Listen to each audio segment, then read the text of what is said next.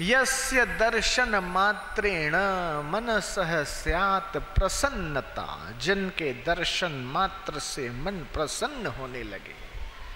स्वयं भूयात धृति शांति ही, अपने आप धैर्य और शांति प्रकट होने लगे।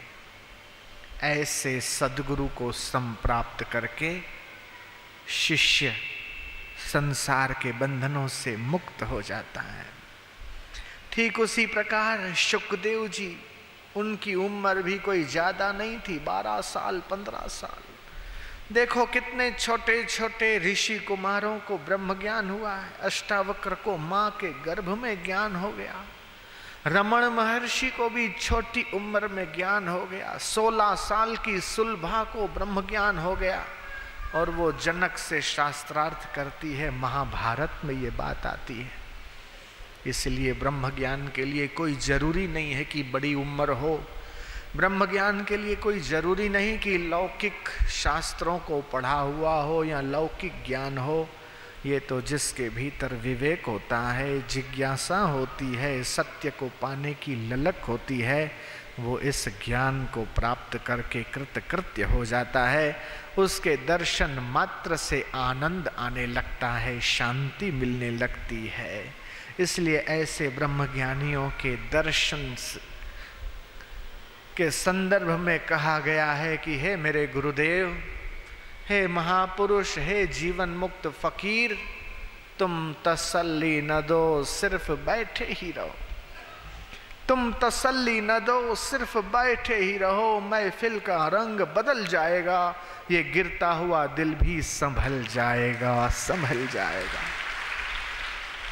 जो मोह में, वासनाओं में, विकारों में, ममता में, अहंता में, संसार में जो हमारा मन और हमारा दिल गिरता रहता है, वो ऐसे महापुरुषों के दर्शन से हमारा मन ईश्वर की तरफ लगता है। पुलिस वाले को देखते हैं तो थाना याद आता है, और वकील को देखते हैं तो कोर्ट कचहरी याद आती है। नर्स को देखते हैं तो नर्सिंग होम याद आता है। डॉक्टर को देखते हैं दवाखाना या हॉस्पिटल याद आता है। शिक्षक को या प्रोफेसर को देखते हैं तो स्कूल, कॉलेज और यूनिवर्सिटी याद आती है। लेकिन जब एक संत को देखते हैं तो भगवान की याद आती है, और किसी सत शिष्य को देखते हैं तो सद्गुरु की याद आती है। सतगुरु मेरा सुरमा करे शब्द की चोट, सतगुरु मेरा सुरमा करे शब्द की चोट, मारे गोला प्रेम का हरे भरम की कोट। ये हमारे चित्त में भरम है। संसार सत्य लग रहा है, ये भरम है। संसार सुखरूप लग रहा है, ये भरम है। संसार में आनंद है, मजा है, सार है, शाश्वत है, ये जो हमें लग रहा है वो ये हमारा भरम है। हकीकत में संसार जड़ है, संसार अनित्य है, संसार दुख रूप है और संसार क्षण भंगुर है। पानी केरा बुलबुला अस मानुष की जात, कि मनुष्य का शरीर कैसा, किसको पता है कि कल क्या होगा। भुज में भूकंप आया, जिस दिन भूकंप आया उसके अगले दिन क्या पता था कि कल भूकंप आएगा और इतने सारे लोग मर जाएंगे। कोई फ्लैट में आराम कर रहा होगा, कोई ऑफिस में काम कर रहा होगा, कोई बैंक के लॉकर में ज्वेलरी रख रहा होगा तो कोई निकाल रहा होगा।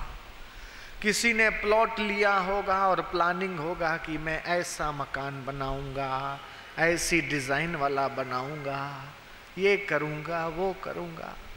न जाने कैसे कैसे उनके प्लानिंग रहे होंगे। लेकिन क्या भरोसा है इस जिंदगी का, साथ देती नहीं है किसी का।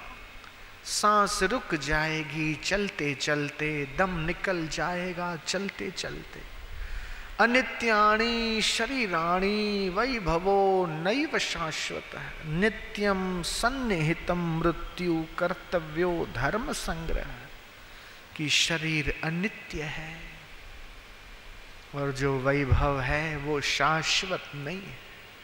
मृत्यु दिन प्रतिदिन निकट आ रही है।